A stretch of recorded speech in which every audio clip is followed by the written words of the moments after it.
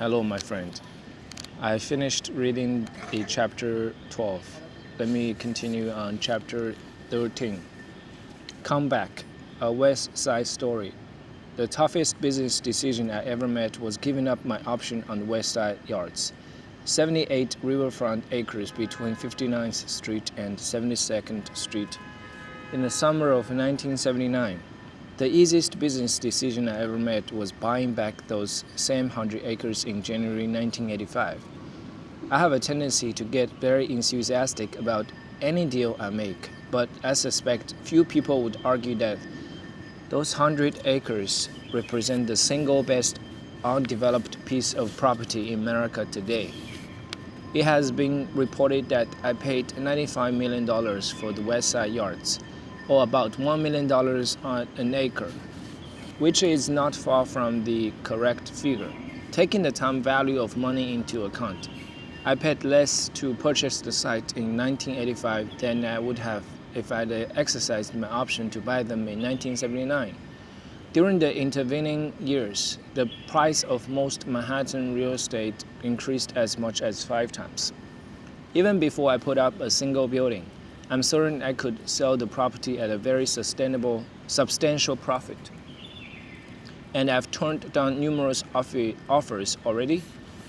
Consider that just one comparison. Very shortly after I bought the West Side yards, another group of developers paid approximately $500 million for the Columbus Circle Coliseum site, a tiny property by comparison, and just 4 blocks away.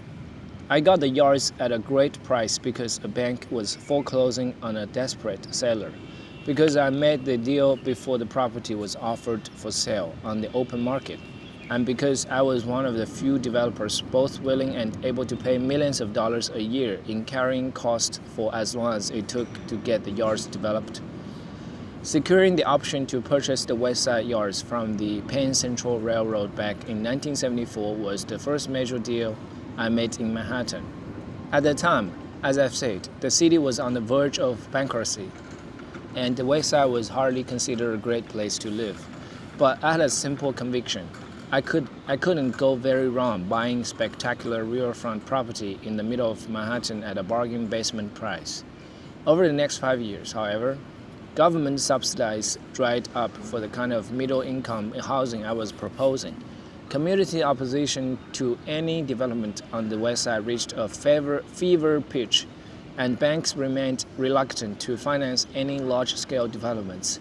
Perhaps most important, I was launching other projects, among them the Commodore/Hyatt Trump Tower and my first Atlantic City casino. Nor was I eager to load myself down with huge carrying costs while my personal resources were still very limited. By devoting myself to other deals instead, I generated a cash flow large enough to support a carrying cost on virtually any project. I also built a record of success that made banks happy to lend me money for nearly any deal. Shortly after I gave up my original option in 1979, the Penn Central sold the West Side yards to my friend Abby Hirschfeld. Very quickly, Abby went out and got himself a partner on the deal.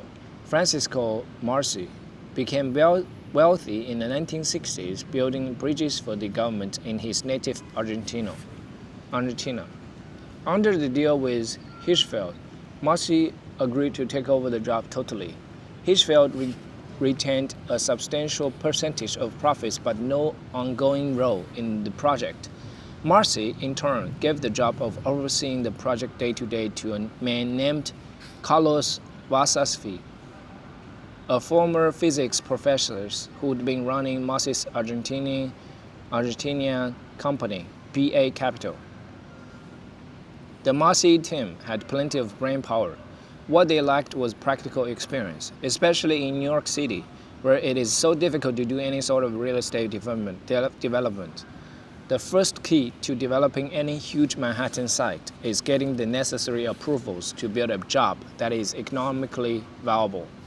Rezoning is a complex, highly political, and very time-consuming process that ultimately involves a dozen city and state agencies, as well as local community groups and politicians.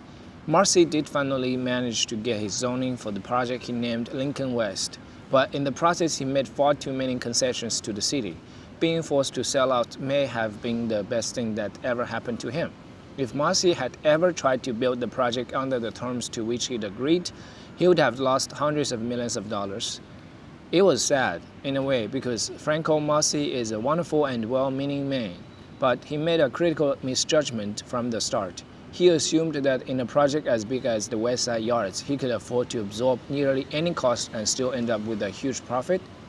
The truth is that unless you design a project to be self-supporting as you build it, you risk getting eaten alive before you've turned the corner into profit.